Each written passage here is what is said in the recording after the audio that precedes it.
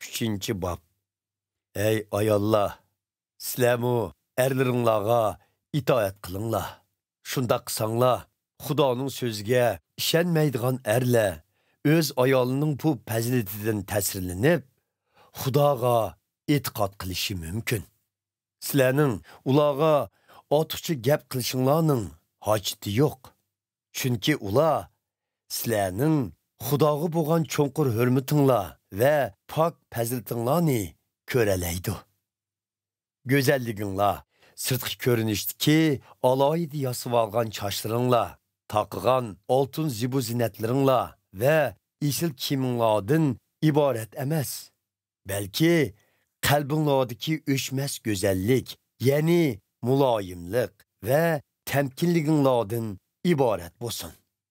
Chunki bundaq go'zallik Xudoning oldida intayin qimmatlidir. Burungi chaqlarda ümidini Xudoga bog'lagan ixlosmand ayollar dal mushundaq go'zallik bilan o'zlarini zinnatlab, erlariga itoat qiladi.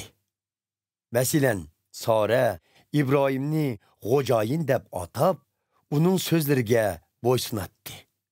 Sizlar hech nimadan qo'rqmay, to'g'ri ishlarni qilsanglar, sizlarmu Soraning farzandlari bo'lgan bo'lsizlar.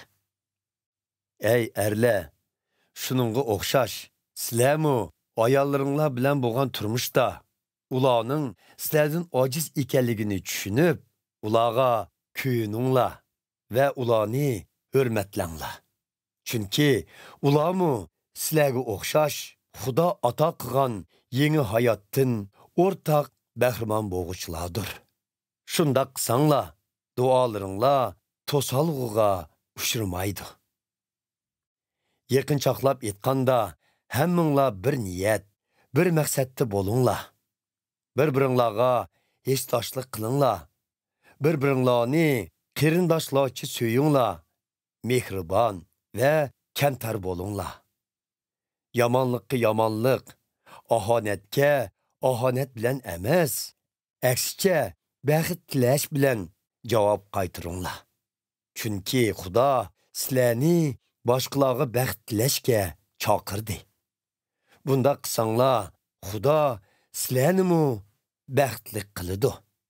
Xuddi muqaddas yozmalarda yozilganidek, hayotni suyib, yaxshi kun kechirishni xohlaydiganlar tilini yomonlikdan, og'zini hiyli mikrlik so'zlardan yiroq tutsin.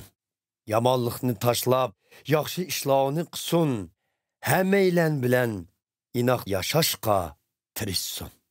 Chunki Parvardigorning ko'zi haqqoniylardadir. Quloqlari ularning duosidadir.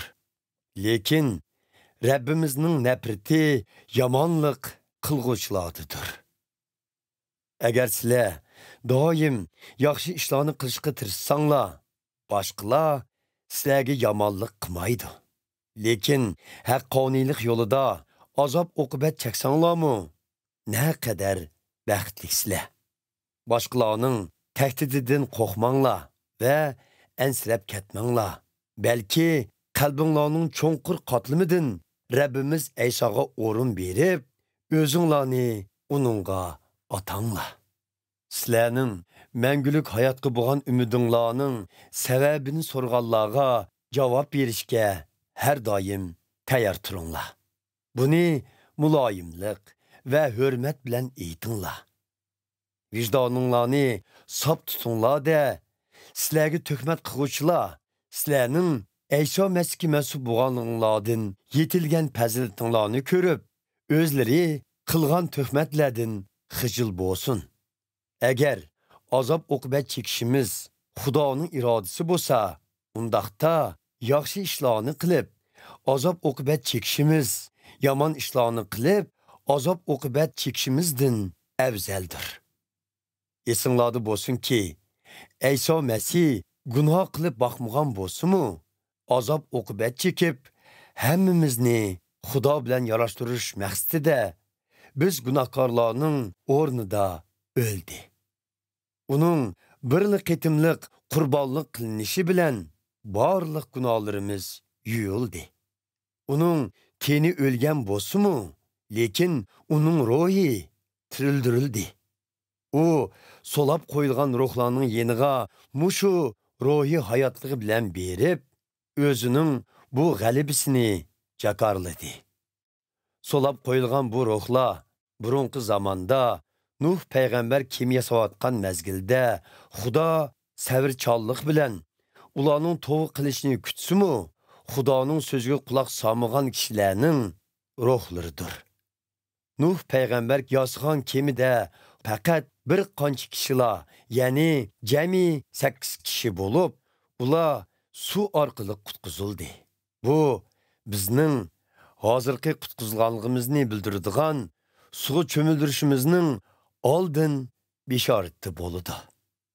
Cho'mildirishimiz badanimizning kirdan tozalanishi emas, balki o'zimizni Ayso Masihning tirilirishi orqali pok vijdon bilan Xudoga beg'ishimizdir.